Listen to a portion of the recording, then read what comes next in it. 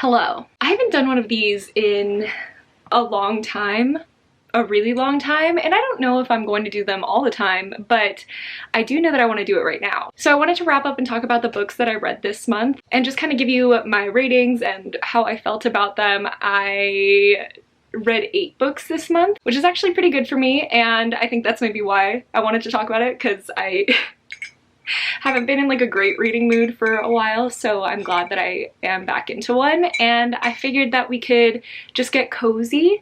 I have a blanket and I have tea because it's been really cold here in Vegas. It snowed the other day. Yeah, it snowed. It literally snowed in the desert. So if you want to grab a cup of tea and get a blanket and get cozy with me so we can talk about the books that we read this month, then, you know, do it with me if you'd like. Otherwise, I'll do it myself. Just in case anyone's gonna ask, because I feel like I get questions about this whenever I use it. This mug I got at the Strand bookstore in New York a few years back. I don't know if they still sell it. Hopefully they do, and if you go there you can get it yourself because it is a really cool mug. And it says, I don't know if you can see that. I had to put the ring light on because it's really dim outside today, but it says less people, more cats. So it's pretty cool. And I'm drinking jasmine green tea because that's my favorite kind. Well, okay, I have a lot of favorite teas, but I really like jasmine green tea. It's probably my favorite. And look, for those of you that see a lot of my unboxings, you know that this is from one of those boxes, but it's like a cool little skull teaspoon. I love it. I always feel like such a badass when I use it. But that's besides the point. Let's talk about the books that I read this month. Surprisingly, I've actually been using a reading planner, so this should actually be not difficult. Who knows though? I like to make things difficult, you know? I actually had a lot of really good reads this month. Like, a lot of these were 5 stars, which is kind of surprising, but I also had some particularly terrible reads this month, like actually really bad, so there's a little bit of everything. But the first book that I finished this month is actually Book of Night by Holly Black. This is that Owl Crate edition that they had. I gave this 5 stars. I liked this so much more than I thought that I would originally. Basically, it's Holly Black's first adult book, if I'm not mistaken. It takes place in a world a lot like ours, except for one pretty significant detail. People have discovered that shadows can lead to magic or have magical properties. If you are able to, because not everyone can, you can quicken your shadow so that it can help you with things. It can either like aid you magically, which you have to feed it your blood if you do want that, but it can also just be altered for the way that you're perceived by the world. So like people will do it to appear more powerful or to gain more power, things like that, like a first impressions kind of thing. And then some celebrities just like change their shadows for like the Met Gala and things like that, because of course it's been commercialized. Charlie specifically doesn't have an altered shadow. She actually was just a con artist and is kind of trying to get over that life. She lives with her sister now. She has a legal job as a bartender and she just doesn't want anything to do with it, but she just gets dragged back into that like dark life. She has to deal with people that steal shadows, murder, framed murders. I really enjoyed this. I loved the magic system. I really liked the idea that shadows are what led to magic, and I just had a good time reading it. It is more of like a slow moving internal monologue situation, and it does have a lot to do with her past as well. I wouldn't expect this to go by super quickly, although for me it did feel pretty quick, but yeah, I just really liked it. The next book that I finished this month was actually Tomy by Junji Ito. I'm like in a bit of a Junji Ito kick at the start of this month because I read IKEA last year. I just really was in the mood to read more Junji Ito, so I actually did a reread of Tomy because I've read this before, and I'm really glad I did. I think the first time I read it, I just kind of sped through it and didn't get to enjoy the story as much. First of all, this is a horror manga, so that's like the idea, and Junji Ito does a lot of like body horror. If you're squeamish in any way, this probably wouldn't be for you. I mean, I'm not that squeamish and I was appalled at certain scenes, but the basis of this story is that Tomy is this absolutely stunning girl, and every man and women, you know, but mostly men, tend to fall ridiculously in love with her, no matter what. Like, they can be in the most loving, stable relationship, but they lay eyes on Tomy and they're like, I gotta have her, that's mine. And she's kind of like encouraging it. She definitely is the kind of girl that will steal away another girl's man. So she's not like a good person, but she is beautiful. And she's so beautiful that these men fall in love with her so much that they want to kill her. Like, so no one else has to ever lay eyes on her. And they do kill her, but she doesn't really die. In fact, any piece of her that, you know, gets severed off, which happens a lot more than you would assume, turns into its own little Tomy. Like, it grows into its own Tomy, and it's not like one whole story. It's actually just a lot of small stories having to do with this concept and Tomy as the main character, or as the character in them. It's a little bit disjointed in that storytelling, and there's never really an explanation for how this happened with Tomy. That's kind of how Junji Ito things work. You just have to like accept it for what it is and then just read. So I really enjoyed it. I gave it 5 stars again. I'm not that surprised. After that, I actually finally finished The Little Prince by Antoine de Saint-Exupéry. I butchered that because it's a French name and I didn't even try to sound French, but you know what? I need a tea break. But anyways, is the lighting okay in here? I feel like it's a little dark. Is that too bright? I don't know. This was the last book that I read for my 22 5-star predictions for 2022. If you missed that video and wanted to see it, I read most of the books on my list for 2022, and I let you know if they were actually 5 stars or not. Spoiler alert, this one was. I'm not that surprised. It's like a children's story, but this pilot basically gets stranded in the Sahara Desert after his plane breaks down, and while he's trying to fix it, he comes across this little prince from a different planet, and this little prince is kind of trying to get back to his planet, but in the meantime he's making friends with the pilot and kind of changing his perspective on what's important in the world and how he views the world. Just becomes his friend in this really tough time for him. It's very whimsical, it's pretty sad, and there's just a lot of really great philosophical ideas happening in this of like the human condition and how we are all kind of focused on the wrong things. I absolutely adored it. My mom actually got me this book a few years ago because she told me that this is one of her favorite books, and I am really bummed with myself for waiting this long. Sorry, I'm like scooting forward. For waiting this long to read it, because it was fantastic and it was a really quick read, obviously. So if you like fables, because, you know, moral of the story style books, you will like that. Although it was written in the 40s, so there were a few, like not too many actually, a lot less than I would have assumed for a book written in the 40s, but there were a couple of points where I was like, oh, this was written in the 40s, and it shows.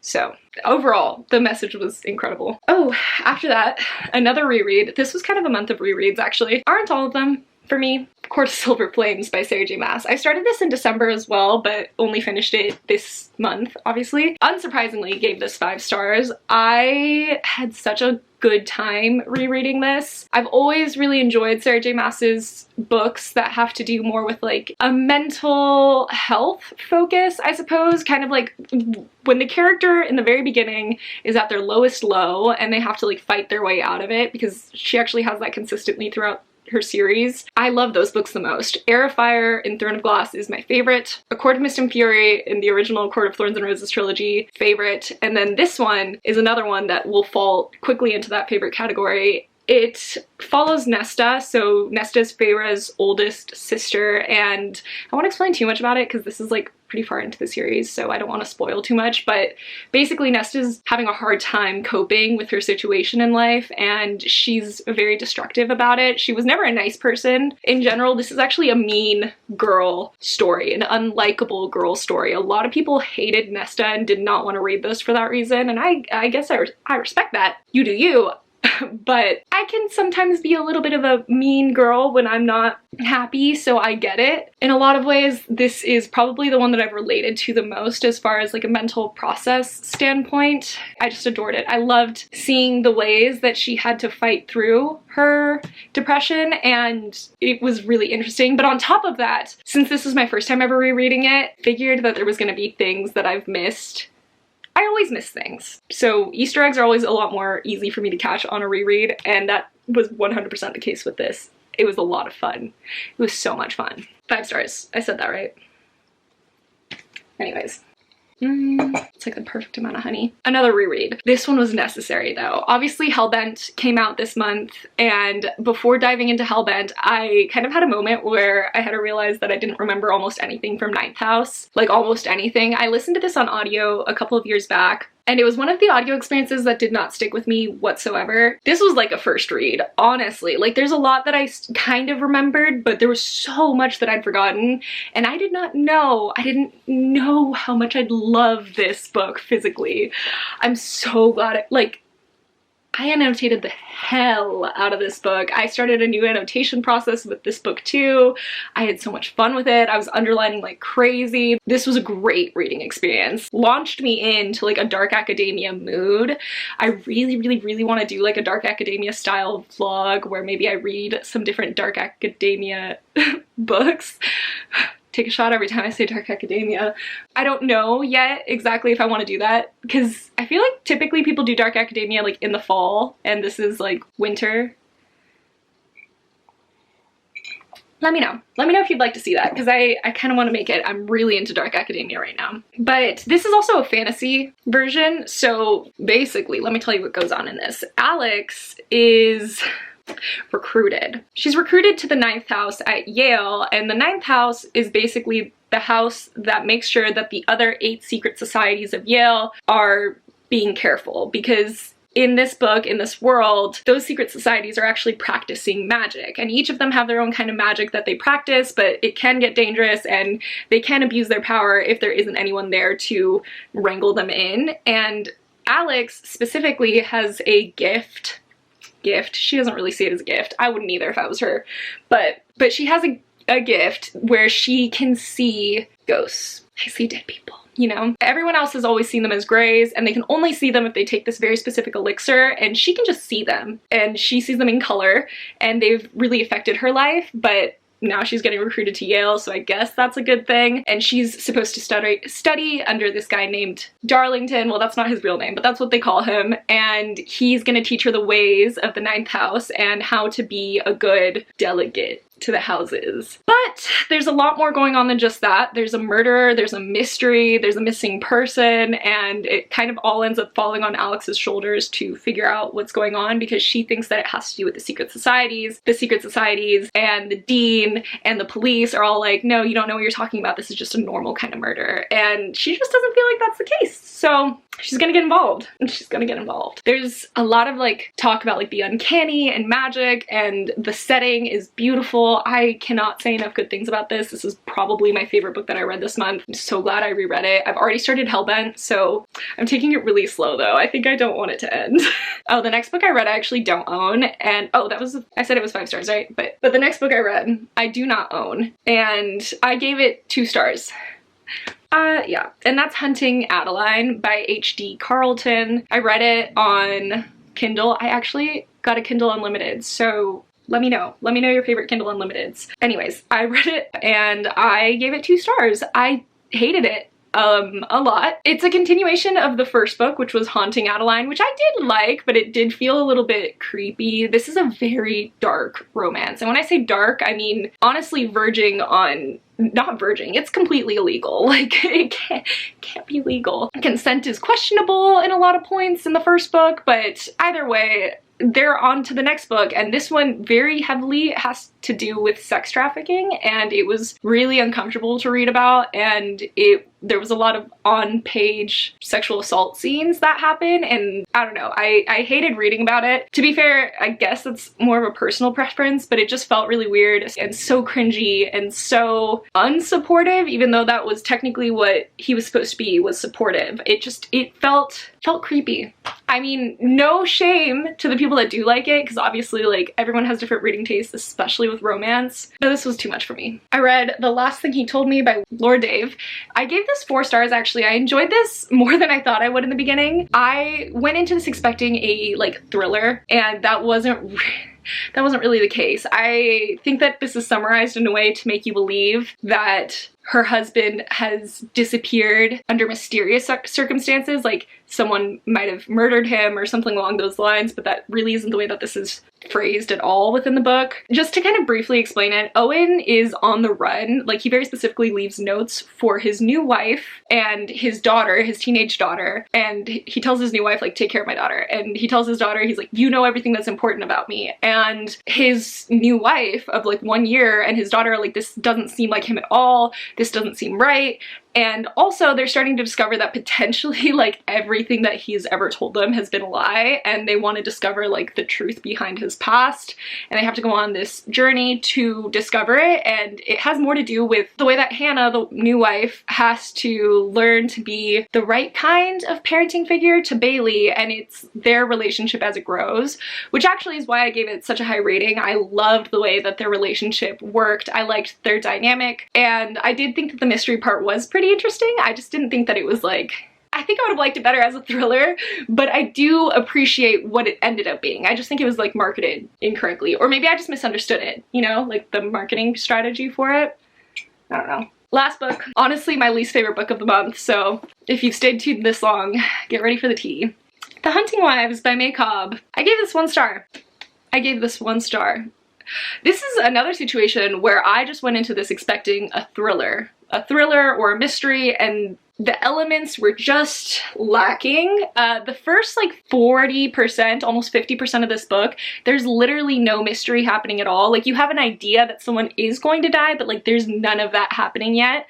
It's like the pre-story to it. And I just found our main character, what's her name, Sophie? I found her insufferable. I hated her. I did not sympathize with her one bit. Sophie, let me tell you about Sophie. She is a mother of a very little boy, and she has an amazing, sweet, kind, supportive, handsome husband, and they're actually moving from the big city to a small town. I think it's the small town that she used to live in, but don't quote me on that. Either way, like, her childhood best friend lives there, so she's really excited to be able to like live a slower life and be able to be kind of a stay-at-home mom. She also wants to start a blog, and she has a blog, and she has an Instagram that she's constantly creating hashtags for, and it was I personally just don't like that kind of stuff in books. I just don't love like social media to be talked about in books. I don't know why. Obviously I do social media, but it just was kind of cringy to read about, especially with like the hashtag gardening, hashtag stay-at-home mom stuff. Like, it was just really kind of cringy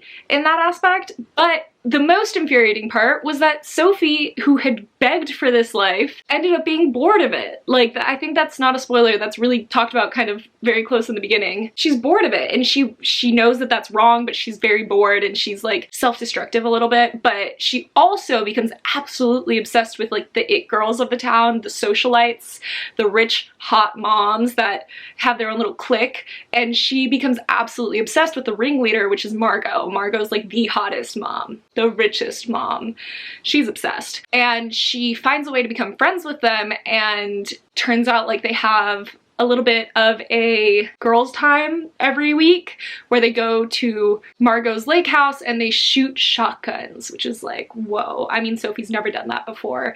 And they like shoot it and like break plates, I'm assuming, in the air. They're doing something in the air where they're trying to hit them. I think it was plates. 2 shots each, maybe. Apparently then after they go drinking. And there's a lot of infidelity in this book. Not solely on Sophie's part, I should say, but in general, that's just like a common theme in this. And Sophie herself was, once again, insufferable. She didn't have a backbone. She just wanted to do whatever Margot wanted to do. She consistently made bad decisions, knowing that they were going to be bad decisions. Like, she was like, oh, maybe I should talk about this, but also I don't think I will because Margot said not to, and I'm going to listen to Margot. And she would cancel plans with like her other friend just to be able to hang out with Margot last minute. Like, you could tell, toxic friendship 100%. But like, it was hard to feel bad for Sophie being in that position because she was so annoying. She was so annoying. I honestly wanted to DNF it probably from the 40% mark to the 80% mark. Once I got to the 80% mark, I was like, listen, we're gonna push through this book so that if I hate it all the way through. And I will say the ending actually, it wasn't completely predictable. It took a slightly different route than I had assumed it might, but it still's predictable, and even though it was good, it didn't save this book for me. Like, at the end of the day, I will never really recommend this book to anyone. I don't know who this book would be for. Maybe I'm being judgy.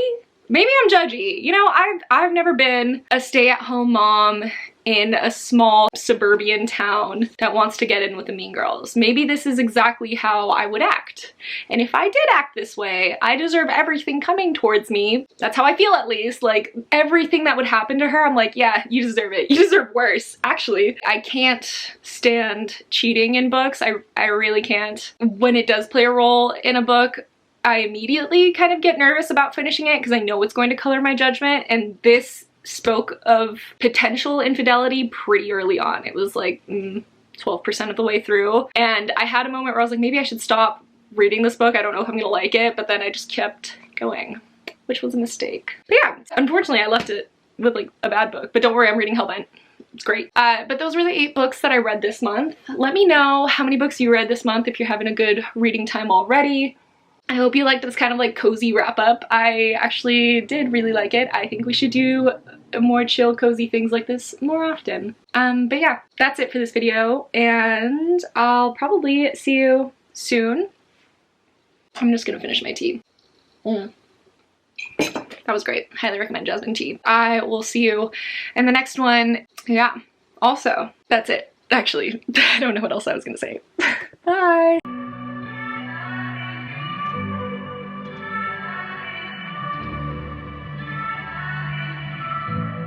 We're beautiful creatures.